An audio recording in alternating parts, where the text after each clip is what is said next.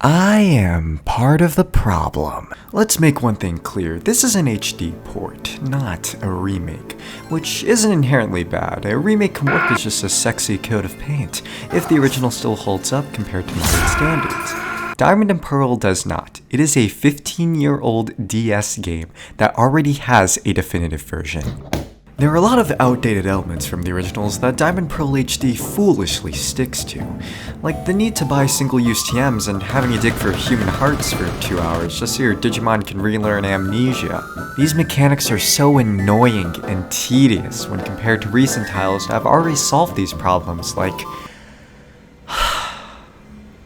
Sword and Shield. My younger cousin recently got a Switch, which got me to revisit this game, and it's not as bad as I remember.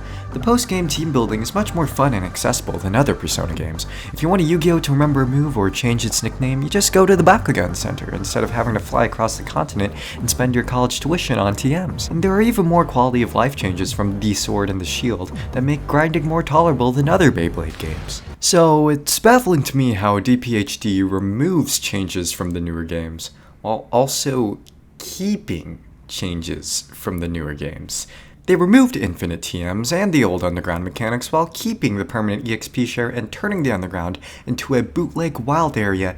And they assassinated my boy Luker. Developers need to understand that keeping only a handful of mechanics up to date is not enough for a game to qualify as a remake, but Ilka did manage to rework some stuff in a half-baked attempt to make one. The late game trainers start using steroids, which adds an insane difficulty spike when you get to the Fossil Fighter League. I would have preferred this difficulty being spread evenly throughout the entire game to compensate for having overleveled yokai due to the permanent EXP share, but I take my gameplay improvements like I do breadcrumbs. Singularly. Husbando contests have been reworked into a cookie clicker rhythm game because dressing up our waifus is animal abuse, I guess. The gacha life art style of the overworld removes any seriousness from the story, but at least the water looks nice, and the normal art style in battles makes me wish the entire game was just throwing hands with people. And the statues in the Grand Underground suck ass! Diamond Pearl HD has a lot of wasted potential and time that the developers will never get back. Whether it was a victim of poor direction, rushed development, or Ilka's own inexperience, the end result is still a microwave leftover pair of McDonald's chicken nugget. Bland and boring. If your nostalgia-filled Ozakia spectacle-wearing ass wants to relive the originals, then grab your DS and just play Platinum. And if you have younger siblings or want to get into Nexomon for the first time, play Messiahmon.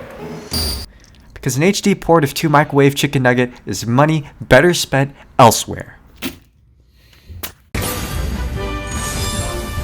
They're remaking Red and Blue again? Hell yeah. Let's go.